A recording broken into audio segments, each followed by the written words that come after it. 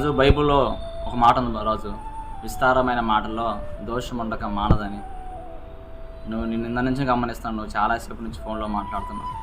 నీలాగే చాలామంది యవనస్తులు మొదట్లో స్నేహితులని, నా చెల్లి అని ఏయో మాట్లాడతారు.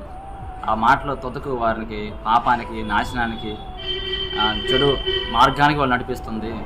అందుకే యవన కాలంలో విస్తారమైన మాటల్లో తగ్గించుకుంటే చాలా మంచిది. బైబిల్లో యోసేపు ఉన్నాడు.